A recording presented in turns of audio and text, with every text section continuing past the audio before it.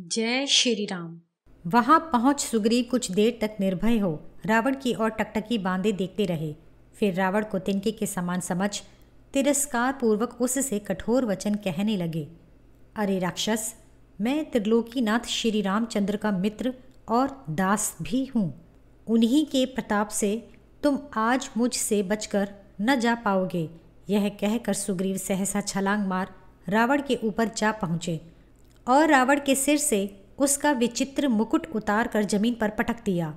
मुकुट गिराकर फिर से फुर्ती के साथ अपने ऊपर झपटते देख रावण ने कहा, सुग्रीव, जब तक तू मेरे नेत्रों की आड़ में था तभी तक तू सुग्रीव था, अर्थात सुंदर कंठ से युक्त था, पर अब तू बिना कंठ के हो जाएगा। यह कहकर रावण उठा और हाथों से पकड़ सुग्रीव को जमीन पर दे पटका। सुग्रीव ने भी गेंद की तरह उछलकर और रावण को पकड़कर उसे जमीन पर पटक दिया। जब वे दोनों इस प्रकार एक दूसरे से लड़ने लगे तब दोनों के शरीर पसीने व रुधिर से तरबतर हो गए। वे एक दूसरे से लिपट जाते थे और एक दूसरे को घूंसों से, थप्पड़ों से और कोहनियों की मार से बेदम कर युद्ध कर रहे थे। दोनों लड़ते लड़ते एक दूसरे से लिपटे हुए परकोटे की खाई में गिर पड़े, किंतु खाई की तली में पहुंचने के पूर्व ही वे दोनों उछलकर पुनः ऊपर आए और ऊपर आकर कुछ देर तक दम लेते हुए खड़े रहे और फिर एक दूसरे को उठा उठा कर पटक देते थे। दोनों ही मल्ल युद्ध विद्या में बल से संपन्न थे, इसलिए वे दोनों वीर शीघ्र थके भी नहीं थे। भिन्न भिन्न तरीके से लड़ते हुए रावण ने अपना कुछ माया जाल रचना चाहा, जिसे वानरराज सुग्रीव तुरंत ताड़ गए और वहां से ऊपर को छलांग मारी। रावण भौचक्का सा खड़ा दिखता ही रह गया। कपिराज ने रावण को खूब छकाया और थका डाला। इस प्रकार विजय रूपी कीर्ति प्राप्त कर सुग्रीव विशाल आकाश को लांघ कर पुनः श्री रामचंद्र के पास जा बैठे और श्री रामचंद्र जी को इस महायुद्ध का वृतांत सुना उनको हर्षित किया। तब श्री राम ने सुग्रीव के शरीर पर युद्ध में लगे हुए घावों को देखकर और उन्हें अपने गले से लगाकर कहा, हे मित्र, तुमने मुझसे परामर्श किए बिना ही जैसा यह दुस्साहस का कार्य किया है, वैसा दुस्साहस राजा लोगों के लिए करना उचित नहीं है। हे वीर, हम सबको चिंता में डालकर तुमने यह जोखिम भरा कार्य किया है। बिना समझे बूझे फिर कोई काम मत करना। कहीं तुम्हारा कुछ भी अमंगल हो जाता तो मैं सीता को लेकर ही क्या करता। तब विभीषण बोले, हे राघव, तुम्हारी स्त्री को हरने वाले रावण की सूरत देख और अपना पौरुष जानकर मैं कैसे रह सकता था। सुग्रीव के ऐसा कहने पर उनकी बड़ाई करते हुए श्री राम जी लक्ष्मण से बोले, हे लक्ष्मण, अब मुझे जान पड़ता है कि भयंकर युद्ध होने वाला है, जिसमें भालुओं, वानरों और राक्षसों का बड़ा नाश होगा। अतः चलो हम सब वानरी सेना को साथ लेकर लंका पर तुरंत आज ही बड़ी वेग से चढ़ाई करें। इस प्रकार लक्ष्मण से कह श्री राम जी समस्त वानरी सेना के साथ एक रात सुबेल पर्वत पर बिता नीचे उतरे। नीचे उतर शत्रु से परास्त न होने वाली अपनी विशाल सेना देखी। फिर सेना को उत्साहित कर और युद्ध का उचित समय जान युद्ध करने के लिए आज्ञा दी। फिर श्री राम विजय मुहूर्त में वानरी सेना को साथ ले आगे आगे हाथ में धनुष लिए हुए लंकापुरी की ओर चले। शत्रु की गति को रोकने वाले और हाथियों के समान डील डौल वानर युद्ध यात्रा के समय सैकड़ों बड़े बड़े वृक्ष और पर्वत शिखर हाथों में लिए हुए थे। फिर वे सभी चलते चलते बहुत देर बाद लंकापुरी के समीप पहुंच गए। लंका के उत्तर द्वार को रोककर श्री राम लक्ष्मण सहित धनुष बाण ले वानरी सेना की रक्षा करने लगे। लंका के उत्तर द्वार की रक्षा स्वयं रावण कर रहा था।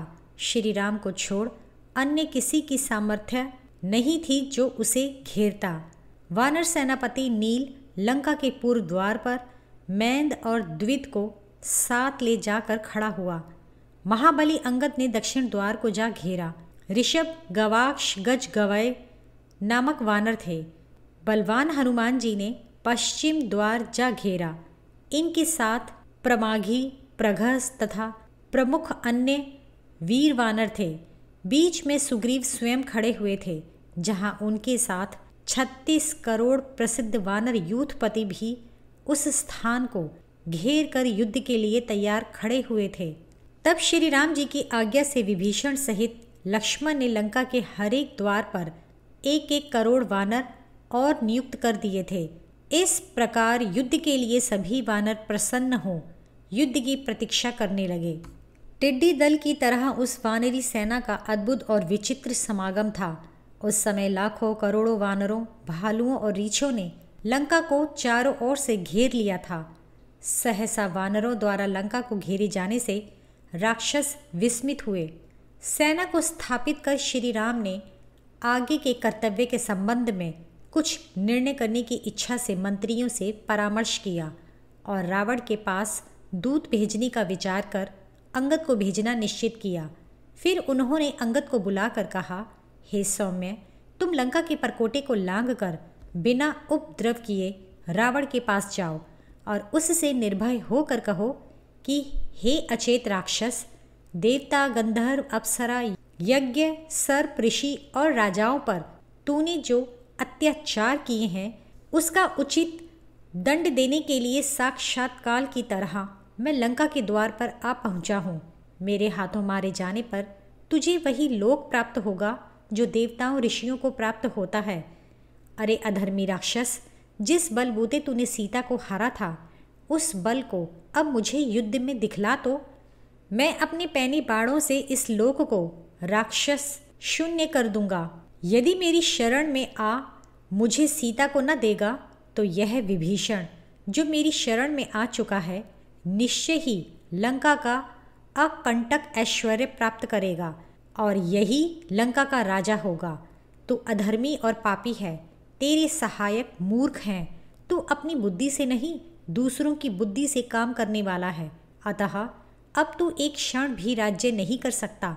तू मेरे साथ युद्ध कर, क्योंकि जब तू मेरे बाणों से मारा जाएगा तभी तू अब तक के किए पापों से मुक्त होकर पवित्र होगा। अब तू कहीं भी पक्षी रूप में छिप जा, किंतु मुझसे अपने प्राण न बचा सकेगा।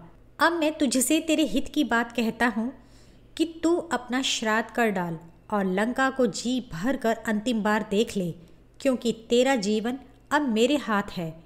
श्री राम ने जब इस प्रकार अंगद से कहा तब अंगद आकाश मार्ग से उड़कर थोड़ी ही देर में रावण के भवन में जा पहुंचा और रावण के सिंहासन के समीप ही आकाश से उतर पड़ा। उस समय रावण सावधान हो अपने मंत्रियों के साथ बैठा था। फिर अंगद ने श्री राम का संदेशा ज्यों का त्यों रावण को सुना दिया। फिर अंगद ने अपना परिचय दिया कि मैं बाली पुत्र अंगद हूँ और श्री राम जी का भेजा हुआ दूत हूँ। उन्होंने तुमसे कहा है, अरे अत्याचारी, अब घर के बाहर आकर युद्ध कर। मैं तुझे मंत्रियों, पुत्रों, भाई बंधों सहित मारने आया हूँ, क्योंकि तेरे मारे जाने से तीनों लोग निर्भय हो जाएंगे। तेरे मारे जाने पर लंका का ऐश्वर्य विभीषण को मिलेगा, किंतु ये सब बातें तभी होंगी जब तू सम्मान पूर्वक सीता मुझे न देगा। जब अंगद ने ये कठोर वचन कहे तब रावण अत्यंत क्रुद्ध हुआ और क्रोधित हो अपने मंत्रियों से बोला, इस दुर्बुद्धि वानर को पकड़कर मार डालो। रावण के ये वचन सुन 4 भयंकर राक्षसों ने उठकर अंगद को पकड़ लिया। उस समय राक्षसों को अपना बल दिखलाने के लिए अंगद ने स्वयं को पकड़ने दिया। फिर तभी अंगद ने उन चारों को पक्षी की तरह अपनी दोनों भुजाओं में लटका लिया। फिर अंगद एक ऊंची अटारी के ऊपर छलांग मारकर चढ़ गया। उसके छलांग मारने के झटके से चारों राक्षस रावण के सामने ही भूमि पर गिर पड़े। फिर रावण की आंखों के सामने ही अंगद ने ऊंची भवन की अटारी में एक ऐसी लात मारी कि वह फट गई। अटारी को विध्वंस कर और आकाश मार्ग में पहुंच बड़ी जोर से अंगद ने सिंह गर्जना की, जिसको सुन सारे वानर बहुत प्रसन्न हुए और राक्षस व्यथित हुए। फिर अंगद श्री राम के पास पहुंच गया। अंगद के जाने के बाद राजभवन की अटारी को ध्वस्त हुआ देख रावण अत्यंत क्रोधित हुआ और अपने मरने का समय निकट आया देख रावण लंबी लंबी सांसें लेने लगा। तब लंका के समस्त परकोटे और खाइयाँ वानरों से भर गईं। उस समय ऐसा जान पड़ता था मानो वानरों की एक दूसरी परकोटे की दीवार खड़ी है। फिर राक्षसगण रावण के भवन में जाकर कहने लगे कि वानरों को साथ लिए हुए श्री राम ने लंकापुरी को चारों ओर से घेर लिया है। यह सुन रावण ने क्रोधित हो मोर्चे पर दूनी सेना नियुक्त कर दी और स्वयं अटारी पर चढ़ गया। वहां से उसने देखा कि असंख्य वानरों ने लंका को घेर लिया है।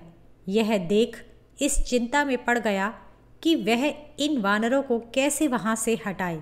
लंका के परकोटे के निकट जा श्री राम जी सीता को स्मरण कर अत्यंत दुखी हुए और उन्होंने तुरंत वानरों को युद्ध की आज्ञा दे दी। उस समय वानर यूथपतियों में इतना उत्साह भरा हुआ था कि वे वीर वानर पर्वत शिखरों और बड़ी बड़ी शिलाओं तथा विभिन्न प्रकार के वृक्षों को उखाड़कर हाथों में लिए हुए आगे बढ़े। रावण की आंखों के सामने वानरी सेनाएं टोलियां बांधकर लंका के परकोटे पर चढ़ गईं और दीवालों, उद्यानों और बाहरी द्वारों को ध्वस्त करने लगी। उन खाइयों को जिनमें स्वच्छ निर्मल जल भरा हुआ था, वानरों ने मिट्टी, पत्थर, घास फूस आदि से भरकर पाट दिया और सोने के बने तोरण द्वारों को चूर चूर कर दिया। फिर सुबाहु, नल और पनस ये यूथपति लंका के परकोटे को तोड़कर पुरी के भीतर घुस गए और वहां उन लोगों ने सेना के विश्राम के लिए शिविरों की रचना की। फिर अलग अलग द्वार पर वानर यूथपति करोड़ों की संख्याओं में वानर सेना को साथ लिए खड़े हो गए। यह देख रावण ने क्रुद्ध हो अपनी सेना को तुरंत युद्ध करने की आज्ञा दी। रावण की आज्ञा पाते ही योद्धा राक्षस शत्रु सेना पर टूट पड़े।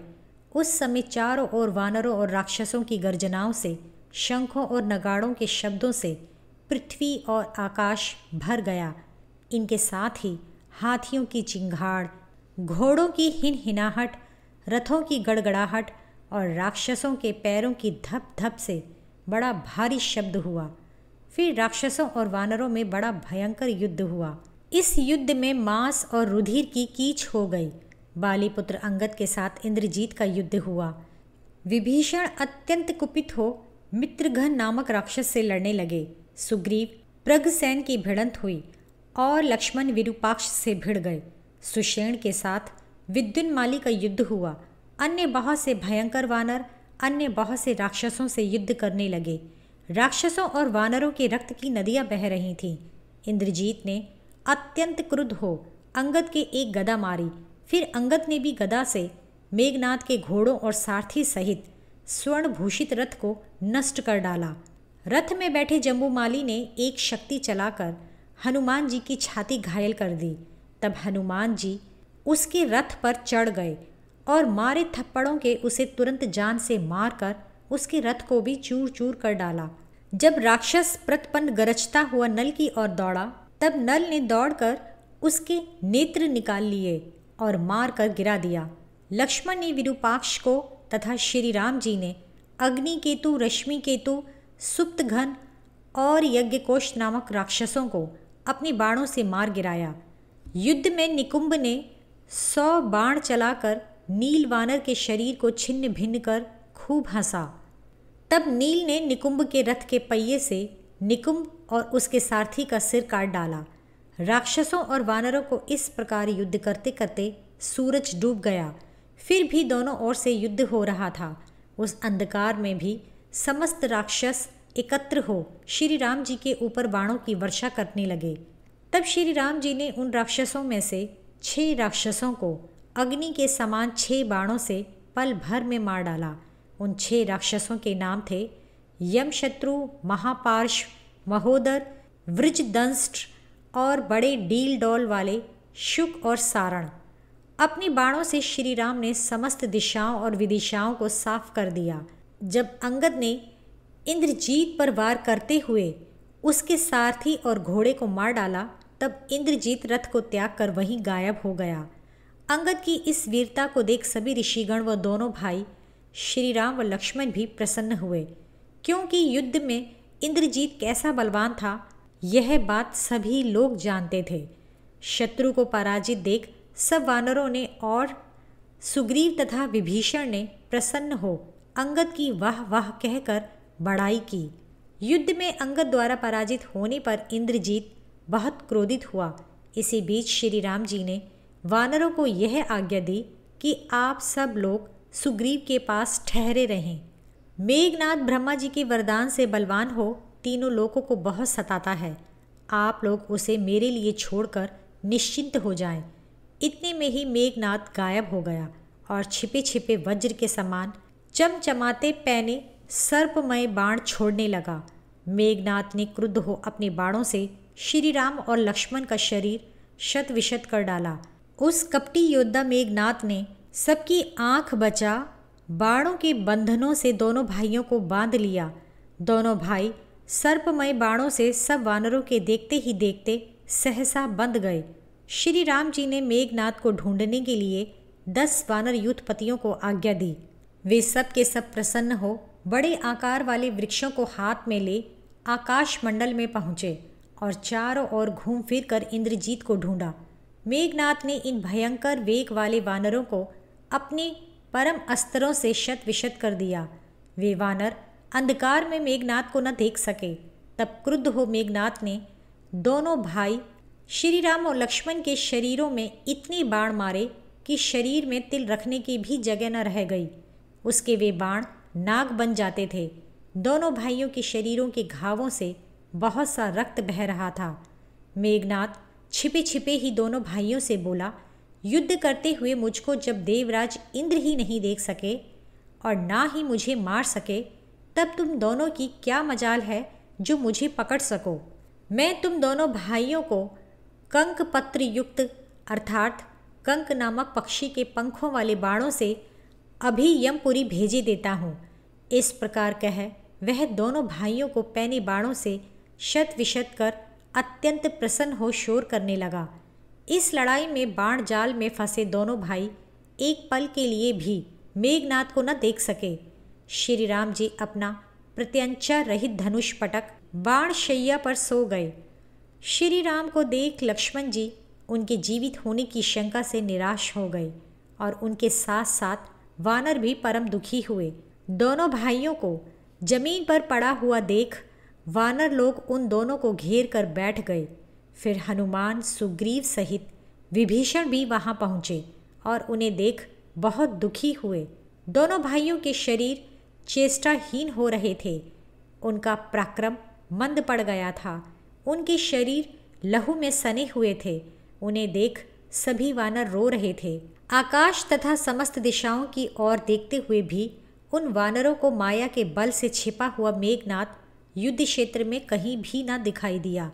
किंतु विभीषण ने माया के बल से देखा कि इंद्रजीत पास ही खड़ा है और यह भी जाना कि युद्ध में इसके समान योद्धा दूसरा कोई नहीं है। विभीषण ने देखा कि वरदान के प्रभाव से छिपा हुआ मेघनाथ तेज, यश और विक्रम से युक्त है। इंद्रजीत प्रसन्न होता हुआ अन्य राक्षसों से कहने लगा, देखो खर दूषण को मारने वाले दोनों महाबली भाई मेरे बाणों से मारे गए। अब समस्त देवता, ऋषि और दैत्य मिलकर भी इनको इस बाण बंधन से नहीं छुड़ा सकते, जिसके कारण चिंता और शोक से पीड़ित हुए मेरे पिता को सारी रात जाग कर बितानी पड़ती थी तथा जिसके कारण यह सारी लंका व्याकुल रहा करती थी और जो हम सब की जड़ काटने वाला अनर्थकारी था, उस राम को मैंने आज मार डाला। मेघनाथ ने समस्त वानर यूथपतियों, नील, मैंद, जामवान, हनुमान आदि को भी बाणों से घायल किया। वानरों को बाणों से घायल कर मेघनाथ प्रसन्न हो बोला, हे राक्षसों, देखो मैंने युद्ध में बाण बंधन से इन दोनों भाइयों सहित वानरी सेना को भी बांध लिया है। उसके ये वचन सुन राक्षस परम विस्मित हुए और हर्ष के मारे गर्जना करने लगे।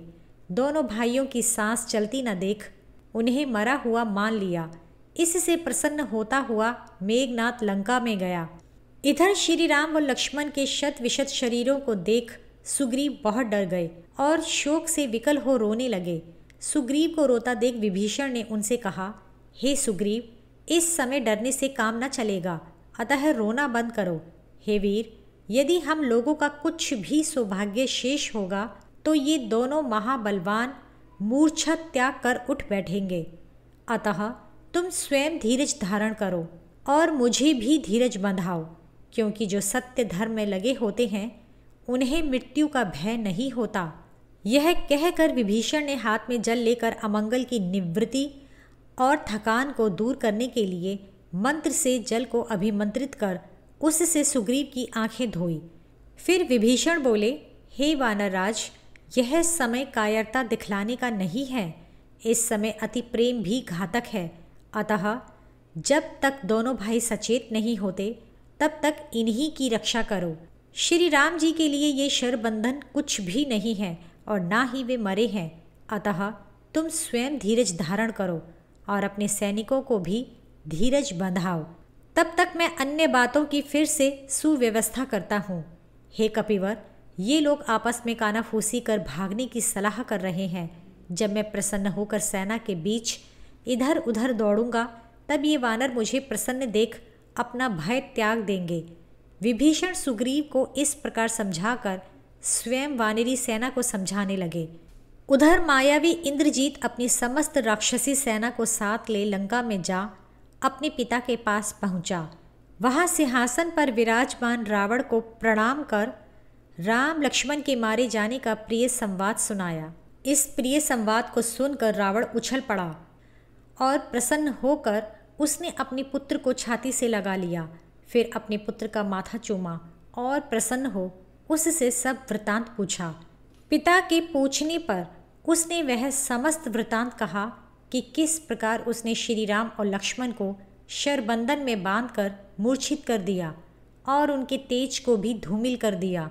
यह सुनकर रावण अत्यंत प्रसन्न हुआ और श्री राम का जो भय उसके मन में था वह भी दूर हो गया। फिर वह प्रसन्न होकर पुत्र की बड़ाई करने लगा।